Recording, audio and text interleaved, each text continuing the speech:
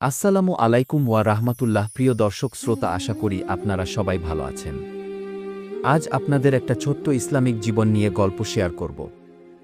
আশা করি আপনাদের ভালো লাগবে। গল্পটা শুনে।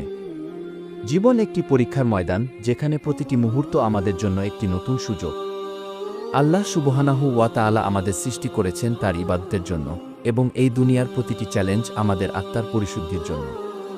কুরআনে আল্লাহ বলেন, নিশ্চয়ই আমি মানুষকে কষ্ট ও ক্লেশে সৃষ্টি করেছি।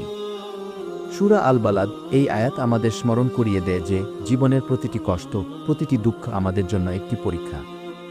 এই পরীক্ষাগুলো আমাদের ধৈর্য, ঈমান এবং আল্লাহর প্রতি নির্ভরতা বৃদ্ধি করে।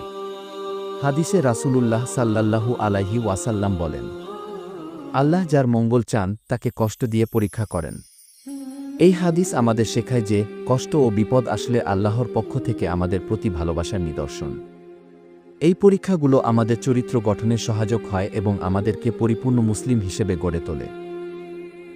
জীবনের প্রতিটি মুহূর্তে আমাদের উচিত আল্লাহর উপর ভরসা রাখা এবং ধৈর্য ধারণ করা, কারণ আল্লাহর সাহায্য সবসময় ধৈর্যশীলদের সঙ্গে থাকে। আল্লাহ বলেন, নিশ্চয়ই আল্লাহ ধৈর্যশীলদের সঙ্গে আছেন। সূরা আল বাকারা। সুতরাং জীবনের প্রতিটি চ্যালেঞ্জকে আল্লাহর পক্ষ থেকে একটি উপহার হিসেবে গ্রহণ করুন। এই দুনিয়া ক্ষণস্থায়ী, কিন্তু আখিরাত চিরস্থায়ী।